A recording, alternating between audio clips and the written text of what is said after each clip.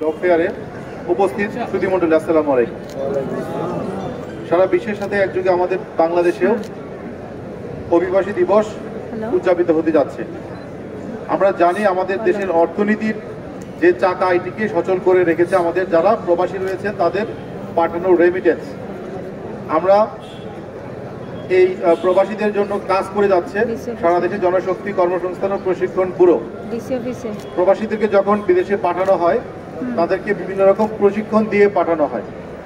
আমরা দেখেছি দেশের বাইরে যারা কাজ করে তারা আমাদের দেশের তুলনায় অনেক বেশি আর্ন করে এবং আমাদের দেশে তারা রেমিটেন্স হিসেবে বৈদেশিক মুদ্রা পাঠায়। যারা বিদেশে গিয়েছেন এবং যারা এখন যাবেন, আমি আপনাদের কাছে অনুরোধ রাখবো, আপনি যে কাজেই যান না কেন আপনি একটি দক্ষতা অর্জন করে বাংলাদেশ থেকে যদি আপনি ট্রেনিং নিয়ে যান, তাহলে নর্মালি অদক্ষ শ্রমিকরা বা অদক্ষ প্রবাসী যারা আছে তারা যে আর্নিংটা হয়, আপনি যদি প্রশিক্ষণ নিয়ে যান তার থেকে অনেক গুণ বেশি আর্ন আপনি করতে পারবেন, রোজগার করতে পারবেন। তাতে আপনি নিজেও সমৃদ্ধ হবেন, আপনার যে দেশও সমৃদ্ধ হবে।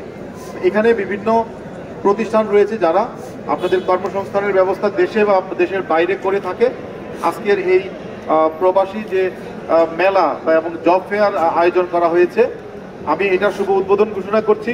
আমি বিশ্বাস করি আজকের এই মেলা থেকে আপনারা অনেক কিছু দেখতে পারবেন, বুঝতে পারবেন এবং প্রবাসে কিভাবে দেশের বাইরে যেতে হয় এবং দক্ষতা অর্জন করতে হয় এই বিষয়গুলো আপনারা এই মেলায় বিভিন্ন স্টলে আপনাদেরকে জানানো হবে। আপনারা আরো অধিক জ্ঞান লাভ করতে পারবেন।